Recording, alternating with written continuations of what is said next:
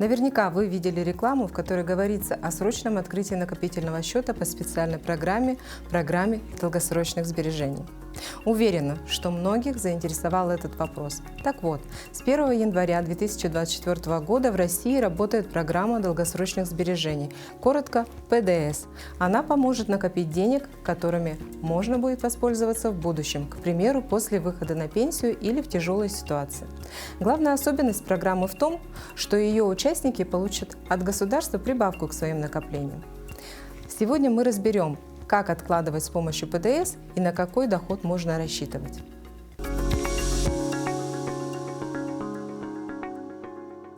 О том, как накопить с помощью государства, чем программа долгосрочных сбережений отличается от банковского вклада и почему программа долгосрочных сбережений является инструментом финансовой стабильности, расскажут нам сегодня вице-президент саморегулируемой организации Национальная ассоциация негосударственных пенсионных фондов Денисов Алексей Юрьевич и начальник отдела регулирования негосударственных пенсионных фондов Департамента финансовой политики Минфина России Каменская Наталья Юрьевна. Здравствуйте. Здравствуйте. Ну и первый вопрос, да, который традиционно мы задаем всегда, когда начинаем рассказывать на какую-то интересную тему, которая неизвестна еще настолько близко нашим телезрителям. Чем ПДС, программа долгосрочных сбережений, лучше других финансовых инструментов и в чем его особенность? Программа долгосрочных сбережений, классически скажу, это универсальный сберегательный продукт, который вобрал в себя все важные и интересные условия, которые определяют и доходность, и сохранность, и возможность участия государства. Да, государство участвует рублем. И также возможность получения налогового вычета. Да, и вот этот набор, набор интересных фактов и факторов, которые, собственно, в себя включает ПДС, он определяет ту универсальность и ту уникальность этого продукта, который во многом интересен гражданам Российской Федерации. Угу. А почему именно негосударственные пенсионные фонды выбраны операторами программы формирования долгосрочных сбережений? Вот почему так происходит? Ну, во-первых, отрасль негосударственных пенсионных фондов существует уже более 30 лет. Изначально она создавалась для того, чтобы управлять длинными ресурсами, длинными активами. И когда разрабатывалась программа, в программе, как вот Наталья Юрьевна уже сказала, участвуют деньги государства в виде софинансирования, конечно, в первую очередь взор государства был обращен на такой институт негосударственных пенсионных фондов, который уже умеет управлять такими деньгами. Кроме того, этот ресурс, скажем так, негосударственных пенсионных фондов, очень сильно зарегулирован в хорошем смысле этого слова. То есть и Банк России осуществляет контроль за деятельностью негосударственных пенсионных фондов, и Министерство финансов, также Агентство по страхованию вкладов. И на сегодняшний день, наверное, это самая зарегулируемая отрасль, которая существует на финансовом рынке. И это как раз и позволило негосударственным пенсионным фондам стать операторами этой программы. И напомню, что софинансирование происходит в течение 10 лет. И, конечно, нужна база, то есть нужно понимание, что все 10 лет, а участие в программе 15 лет, такие юридические лица, как негосударственные пенсионные фонды, будут существовать на рынке, и они, как я уже говорил, уже более 30 лет существуют, и дальше будут существовать и приумножать доходы граждан, личные взносы, взносы государства, а также возможность перевода пенсионных накоплений, которая сформировалась у граждан с периода с 2002 до 2014 года. Так называемая замороженная часть накопительной пенсии, она получает уже новую жизнь, и граждане получают новые возможности по использованию этих средств. В частности, это и единовременная возможность получения всех средств, это и периодические выплаты, то есть в течение года можно получить эти выплаты, если человек захочет. И, конечно же, это наследование тех самых 6%, которые работодатель перечислял с 2002 до 2014 года, наследование всей суммы и на этапе накопления, и на этапе выплат. Угу. То есть такой надежный, стабильный финансовый инструмент. Да. Угу. А Что программа долгосрочных сбережений может предложить людям с небольшим доходом? И что делать, если финансы не позволяют, например, откладывать большие суммы? Программа долгосрочных сбережений, то участие государства, которое предусмотрено, как раз и нацелено, максимально нацелено на тех граждан, у которых действительно нет достаточной финансовой возможности и которые, скорее всего, не вступили в какой-то подобный продукт, не будучи и не понимая того, что они получат максимальное финансирование. И здесь мы сделали такую линейку, это называется финансирование дифференцированное, в зависимости от дохода участника программы, когда чем меньше доход, тем больше софинансирование. Для примера, если мы рассмотрим доход гражданина до 80 тысяч рублей, то фактически, уплатив в течение года 36 тысяч рублей, гражданин получает от государства 36 тысяч рублей, то есть 100% доходность. Плюс к этим 36 тысячам рублей гражданин может получить и налоговый вычет, еще плюс 13%. Ну и тот доход, который фонд заработает в течение года, каждый год он будет зарабатывать доход, потому что деньги инвестируются, управляются, и также будет еще добавляться к той сумме, которую положит человек, плюс софинансирование, плюс налоговый вычет и плюс еще инвестдоход. То есть достаточно такой весомый вклад получается к тем средствам, которые человек направляет в программу. Специально скажу, обращу внимание, что уплачивать взносы не важно, когда можно, то есть это может быть начало года, середина года, конец года. В данном случае, если мы говорим про софинансирование, это не важно когда. Да, действительно, важность этого вопроса возникает тогда, когда ты хочешь получить максимальную доходность. И чем раньше ты положишь, например, в начале года всю сумму, то, естественно, ты получишь максимальную доходность. Но для того, чтобы получить само софинансирование, достаточно в течение года или в концу года положить 36 тысяч рублей для того, чтобы получить максимальную сумму от государства. И я продолжу и расскажу дальше линейку, чтобы было понимание. С доходом до 150 тысяч рублей граждане имеют право получить софинансирование также 36 тысяч рублей, но в пропорции 1 к 2. То есть на 2 рубля, уплаченных гражданином, государство кладет рубль. То есть это 50% доходность. Все те же условия и стимулы, которые есть и в предыдущем варианте, я имею в виду до 80 тысяч рублей, также гражданин имеет право получить и налоговый вычет, и также он получит доход, поэтому здесь несколько меньше, скажем так, получается выгода, но тем не менее, если посчитать, то фактически гражданин имеет 50, плюс, если он максимально кладет сумму в течение года, плюс налоговый вычет, это минимум 13%, и плюс инвестдоход, который фонд заработает и, соответственно, в начале следующего года положит на счет. О доходности, я думаю, Алексей расскажет чуть позже, какую доходность заработали фонды за прошлый год. Это очень такой важный момент, и стоит его тоже озвучить. И третий вариант, это доход гражданина, который превышает 150 тысяч рублей, среднемесячный доход. И в этом случае соотношение 1 к 4, то есть гражданин уплачивает 4 рубля, а на эти 4 рубля государство уплачивает рубль. Ну и все те же опции, которые были, это налоговый вычет и плюс еще также доход также будут положены на счет гражданина. То есть вот такой вот расклад. И еще раз повторюсь, то, что касается тех, у кого небольшой доход, получают максимальное софинансирование. И в эту же категорию, то есть с максимальным софинансированием, попадают студенты, у кого фактически может не быть дохода. Дальше пенсионеры. То есть для пенсионеров у нас очень интересные условия в программе долгосрочных сбережений. Фактически для этой категории граждан получаются очень выгодные условия даже с точки зрения того, что срок, который, собственно говоря, установлен для всех остальных категорий граждан, он здесь фактически может быть 1 год, или тот вариант, который предложит фонд. Бывает такая ситуация, когда фонды в договоре определяют, например, 3 года, минимальный срок участия. Но это, опять же, не так много относительно того, что касается 15 лет, 10 лет и так далее. Поэтому вот здесь мы говорим и делаем акцент, что студенты, пенсионеры Домохозяйки, да, тоже могут, естественно, участвовать. Я имею в виду, есть супруги, которые могут помочь в этом. Вот. И еще есть категория, это сотрудники силовых структур, чьи доходы не администрирует Федеральная налоговая служба.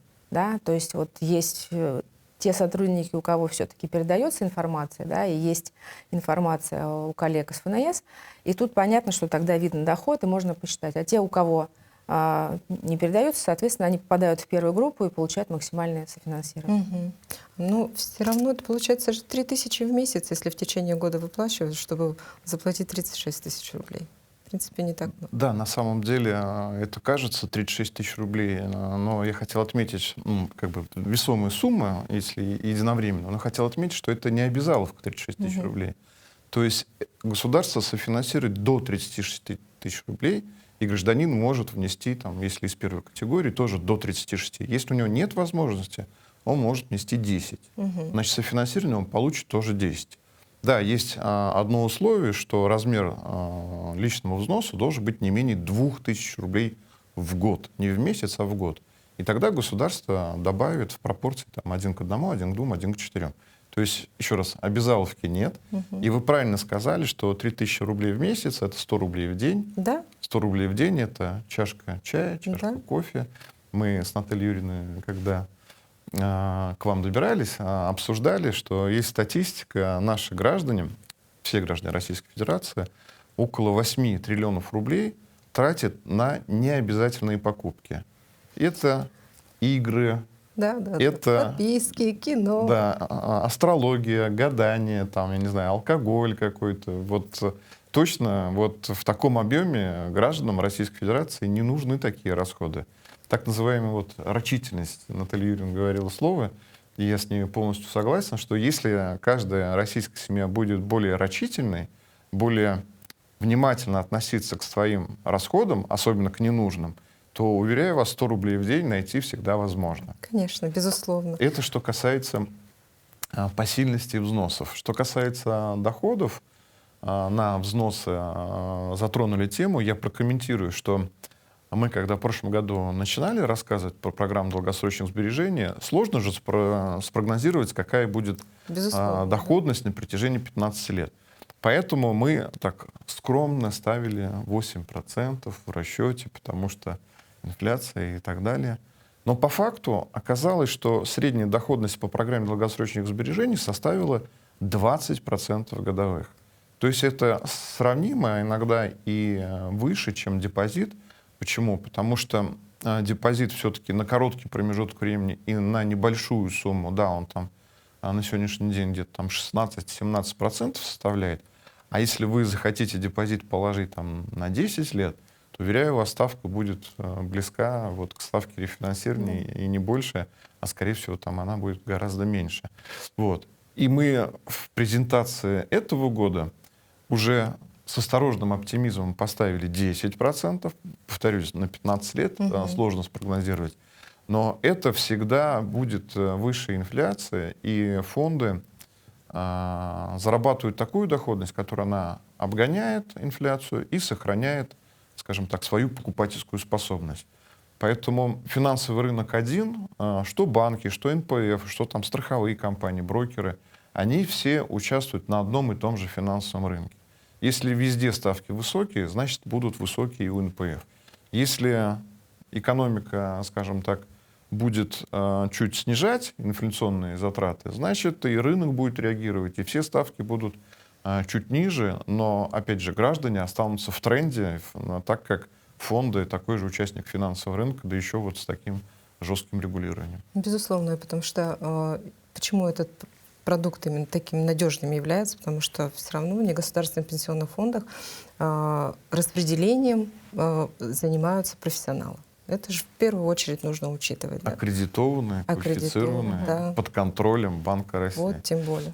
Я тоже чуть остановлюсь. То есть у фондов, у единственного, наверное, института есть такая обязанность, что если вдруг по каким-то причинам сделана покупка ценной бумаги на не наилучших условиях, Банк России это проверит, скажет, вы могли купить более наилучших условиях для своих клиентов, и заставит разницу скомпенсировать. То есть у фонда есть собственные средства, за счет которых он вот эту разницу своим клиентам должен скомпенсировать. А второе, все взносы, они застрахованы в силу закона, то есть не может произойти так, как, например, с брокерскими счетами. Человек внес свою денежку, и он всей этой денежкой рискует. В негосударственных пенсионных фондах такой истории нет. Вот он внес, она вся, что бы ни случилось, какая бы экономика ни была, должна быть сохранена.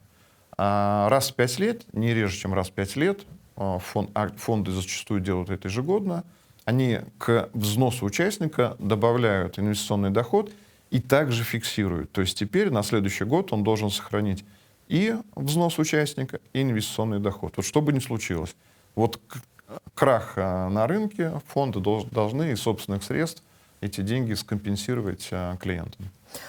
Мне все-таки интересно, вот расскажите, пожалуйста, а по Якутии есть какая-то статистика? Вот сколько уже якутян приняли участие или стали участниками программы долгосрочных сбережений? Да, такая статистика есть. На сегодняшний день заключено более 15 тысяч договоров на сумму почти 600 миллионов рублей. Это составляет 1,2% от всего населения Якутии. Это показатель средний, и мы надеемся, что вот в начале программы мы с вами говорили, что набирает обороты программа долгосрочных сбережений. В целом по России уже заключено 3,6 миллиона договоров на сумму 270 миллиардов. То есть это хорошие показатели. Напомню, что президент Российской Федерации ставил нам задачу в прошлом году 250 миллиардов собрать. Если смотреть по прогнозным данным, цифра была достигнута 220, но она не окончательная. Почему? Потому что софинансирование граждане окончательное, вот по тем пропорциям, про которые Наталья Юрьевна рассказывала, 1 к 1, 1 к 2, 1 к 4, получат примерно в июле месяце. Расчет, анализ 220 миллиардов был сделан, и исходя из расчета, что люди получат не максимальное софинансирование, а 1 к 4. Почему? Потому что мы не знаем, какой доход у граждан. И сейчас как раз по итогам 2024 года Федеральная налоговая служба делает вот этот анализ и уже сообщит Министерству финансов, какое софинансирование у каждого гражданина составит. По моим оценкам, это будет точно больше 250 миллиардов рублей. Но, повторюсь, вот прошло там 1,5 месяца, да, считаем, уже 270 миллиардов, опять же, по самым скромным подсчетам части софинансирования со стороны государства. Получается, что программа долгосрочных сбережений влияет не только на бюджет самого человека, да, но еще и на бюджет, например, нашей республики. Вот вообще как программа долгосрочных сбережений может помочь в развитии нашей республики? Вот, может, мы объясним нашим телезрителям все-таки, как это будет влиять? Мы, когда вот с аэропорта до гостиницы ехали, нам Иван Иванович, министр финансов Якутии, рассказывал. Вот здесь проект государственно-частного партнерства, вот здесь проект. А что такое государственно-частное партнерство? Это когда вместе с государством деньги вкладывает частный инвестор. С этой точки зрения, я просто для примера, да, негосударственные пенсионные фонды, когда получают вот эти деньги, они как раз выступают стороной частного инвестора под контролем государства, и в разного рода инфраструктурные проекты, это вот, ну, я возьму по России, да, и высокоскоростная магистраль, это и Кутузовский проспект, реконструкция, и другие множество инженерных объектов построены и возведены как раз с помощью денег негосударственных пенсионных фондов.